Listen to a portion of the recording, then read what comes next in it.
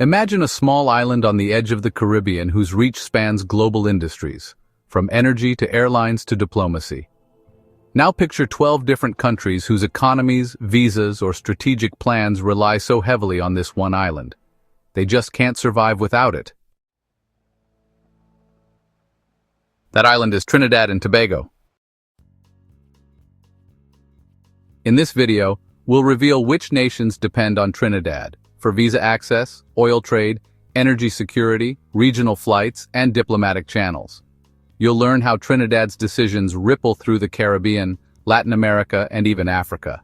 Plus, we'll explore why Trump-era visa pressure and shifting alliances could shake this delicate ecosystem. Whether you're interested in global migration flows, export dependencies, or diplomatic leverage, you're in for a deep dive. Buckle up. This island's influence might surprise you.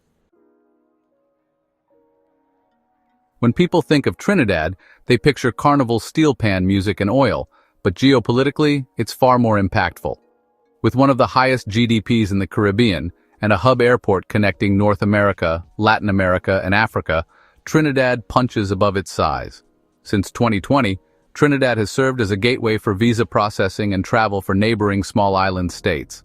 It's also a major importer of refined oil, influencing energy stability in half a dozen Caribbean countries. And Trinidad acts as a diplomatic fulcrum, offering consular services for nations without dedicated embassies. But Washington's 2025 visa realignments, kind of like those Trump-era threats to Caribbean states, created uncertainty. Trinidad's position in trade corridors and visa access schemes makes every policy shift in Port of Spain a potential domino for multiple nations. In the next sections, we'll cover the 12 nations that rely on Trinidad, why that dependency exists, and what shifting visa rules could mean. Let's begin with the first 4 countries whose operational stability is deeply intertwined with Trinidad's immigration and infrastructure systems. 1. Grenada. Grenada lacks a full-scale U.S. embassy. That means most of its international visa processing, especially for travel to the U.S., runs through Trinidad-based consular services.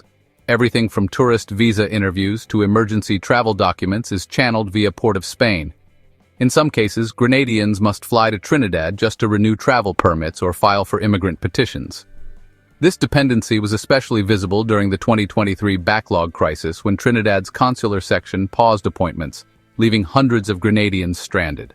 A disruption in Trinidad's consulate doesn't just delay travel. It paralyzes national mobility for Grenadian families, students, and business people. 2. Barbados. While Barbados is a more developed neighbor with its own U.S. diplomatic footprint, it still relies heavily on Trinidad's aviation and immigration spillover infrastructure.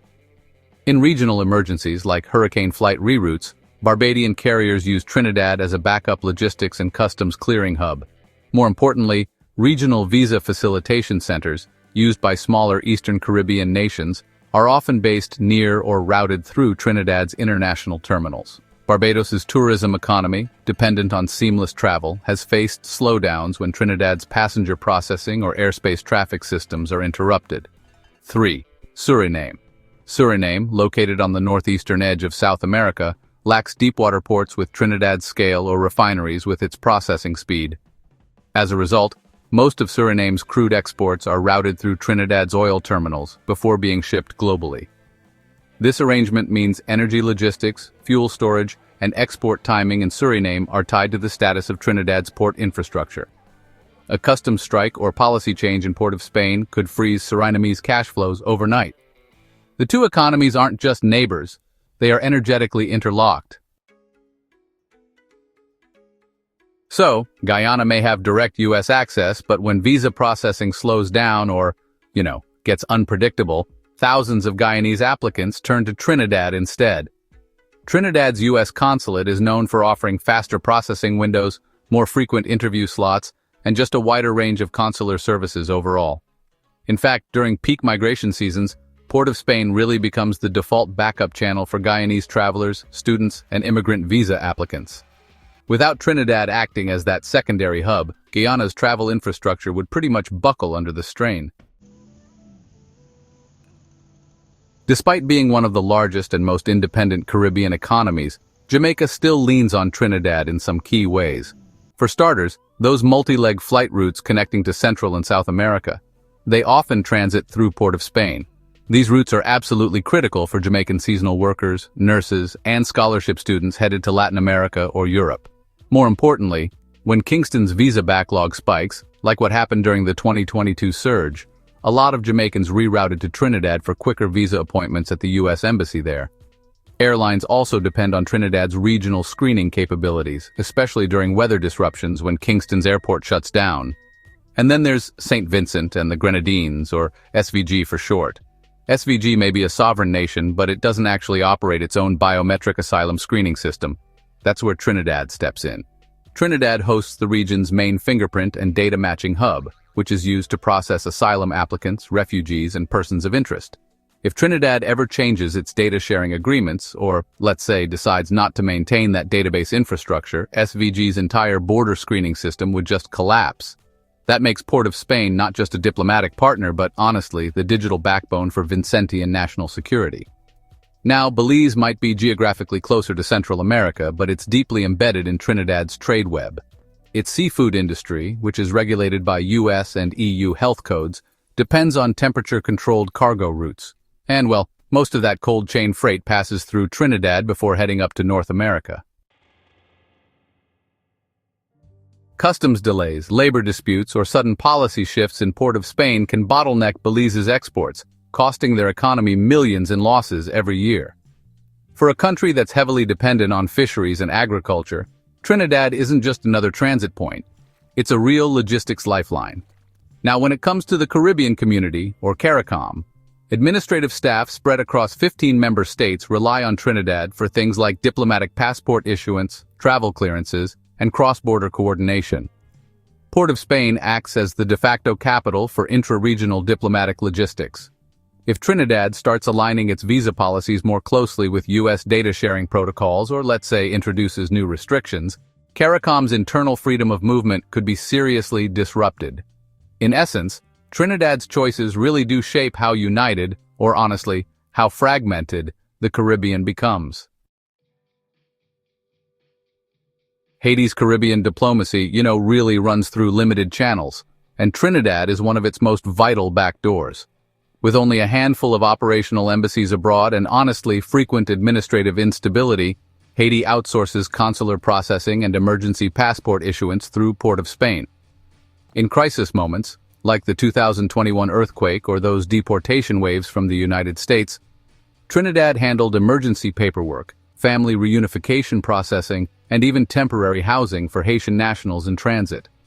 Moreover, with limited biometric capacity in Port-au-Prince, Trinidad's infrastructure has supported visa screenings and fraud prevention protocols on Haiti's behalf. Without access to Trinidad's consular support system, Haiti's most vulnerable travelers would be stuck without a diplomatic safety net. Now let's talk about the Dominican Republic. Though much larger than its neighbors, the DR's dependence on Trinidad comes from airspace and route logistics. Many Caribbean Central America flight paths run through Port of Spain, especially for trade delegations and foreign aid programs. During COVID-19 travel disruptions, the DR used Trinidad's commercial routes and refueling stations to complete diplomatic missions, aid deliveries, and medical exports. Even today, fluctuations in Trinidad's civil aviation policy can raise or lower travel costs for Dominican ministries and businesses. It's not just about transit, it's about flexibility. Without Trinidad's functional aviation corridor, the DR's Caribbean outreach becomes, logistically fragile.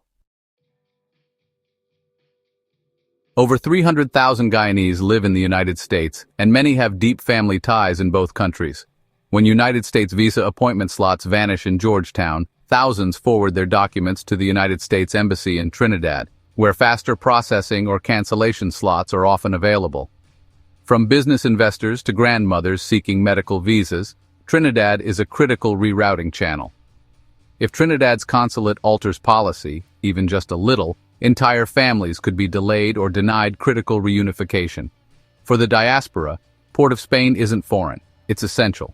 You wouldn't expect it, but Trinidad is a Caribbean hub for African students and entrepreneurs, especially from Nigeria and Ghana. Many West Africans studying in Latin America or working under scholarship and fellowship programs use Trinidad as a visa bridge, particularly for United States and European Union travel.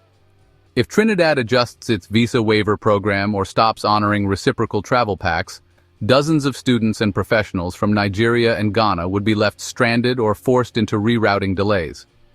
For West Africa, Trinidad is a gateway to the Americas, and losing that access would reverberate across academic and diplomatic lines. Trinidad's special position gives it unusual geopolitical leverage.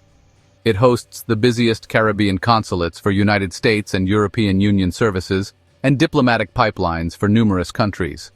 When the United States threatened blanket visa waivers or travel bans under Trump-era policy, many nations reliant on Trinidad faltered. For countries without direct embassies, visa issuance delays in Trinidad translate into national travel gridlock. For exporters, port holdups or customs shifts in Trinidad delay commodities reaching the United States or Europe. Now consider this. If the United States demands Trinidad share biometric databases or enforce stricter overstay rules, including deportation reciprocity, it could stoke diplomatic crises across a dozen dependent nations. Trinidad's own diplomatic posture, insisting on sovereignty and privacy, thus influences visa accessibility and travel freedom for dozens of thousands of people across the region. Trinidad has long been under the shadow of United States influence, but today, it holds regional economic and diplomatic currency. If Port of Spain resists Trump-era visa pressure or rejects data-sharing deals, it indirectly creates friction not just with the United States, but with dependent countries whose travel corridors rely on Trinidad. Regional leaders now recognize Trinidad as a hub state. Decisions made in Port of Spain ripple outward. A data-sharing agreement with Washington could give the United States access to biometric profiles from Belize, Grenada, and Haiti, countries that never signed. Similarly, denial of visa slots in Trinidad consulates chokes migration, tourism, and trade flows. That kind of structural leverage places responsibility and power squarely on Trinidad. Whether it chooses to align with United States positions or assert regional autonomy will determine the fate of multiple nations' access to global markets. This moment is a crossroads. Trinidad can either continue as the regional pivot, balancing United States demands with local sovereignty, or become a point of friction, stumbling under pressure. So, here are the potential outcomes. If Trinidad enforces stricter United States-aligned visa policy, it could trigger travel collapses for dependent countries. If Trinidad resists data sharing or deportation reciprocity, the United States may shift regional visa processing to other nations, disrupting Trinidad's hub status. CARICOM may accelerate development of regional visa protocols to reduce dependency on Trinidad or Washington. For viewers from Caribbean and dependent nations, what should Trinidad do? Align with global powers to secure resources or elevate sovereignty even at regional cost? Let us know in the comments. If this breakdown opened your eyes to the unseen center of Caribbean diplomacy, hit like, subscribe, and turn on notifications for more global breakdowns.